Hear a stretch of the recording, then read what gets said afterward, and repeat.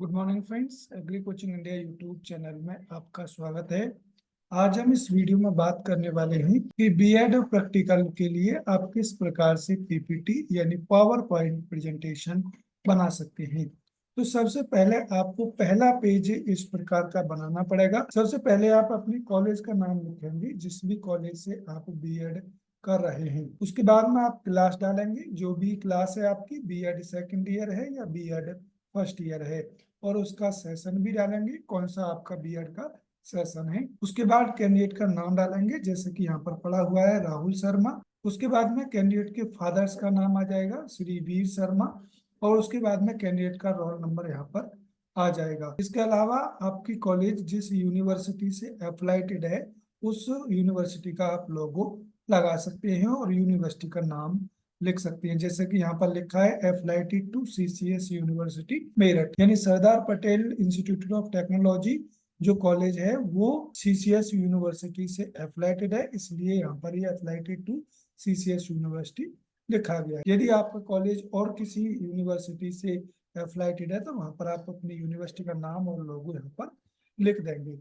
Second page आप बनाएंगे कि किस क्लास को आप पढ़ाने जा रहे हैं और किस विषय को आप पढ़ाने जा रहे हैं। जैसे कि यहाँ पर मैं 8th क्लास वालों को पढ़ाने जा रहा हूँ और विषय है जीव विज्ञान, और इसका जो टॉपिक रहेगा जीव विज्ञान का वो रहेगा सूक्ष्म जीव यानी माइक्रो ऑर्गेनिज्म। उसके बाद में जो स्लाइड बनाएंगे वो बनाएंगे कंटेंट की, यानी आपको क्या क्या पढ़ाना है वो आपको इसमें बताना होगा। जैसे कि सूक्ष्म जीव क्या है, पहले ये पढ़ाएंगे। उसके बाद में सूक्ष्म जीव कितने प्रकार के होते हैं ये आप बताएंगे, और उसके बाद में सूक्ष्म जीवों का महत्व किस किस क्षेत्र में है वो आप बताएंगे। जैसे कि खाद्य उत्पादन में, कृषि के क्षेत्र में, चिकित्सा के क्षेत्र में, रक्षा के क्षेत्र में, पर्यावरण संरक्षण के क्षेत्र में, जो भी क्षेत्र आप बताना चाहेंगे उनको आप बता सकते हैं कंटेंट में कि मैं इन क्षेत्रों में सूक्ष्म जीवों के बारे में बात करूंगा। नेक्स्ट जो पेज होगा उसमें आप बताएंगे कि सूक्ष्म जीव क्या है। जैसे कि सूक्ष्म जीवों का यहाँ पर एक पिक्चर लगाया हुआ है, आप भी कोई एक पिक्चर ऐसा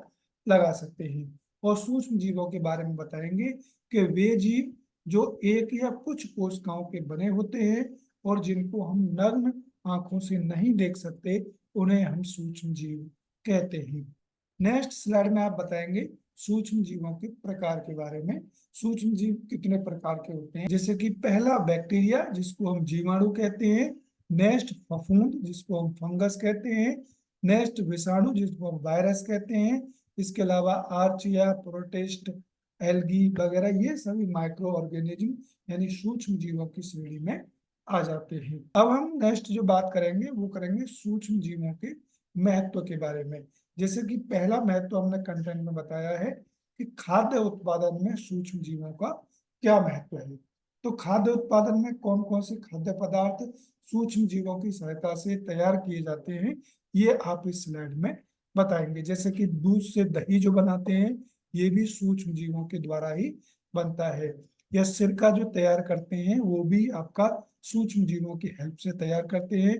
इसके अलावा ब्रेड, डबल रोटी, ये सारी चीजें आप सूक्ष्म जीवों की सहायता से तैयार करते हैं।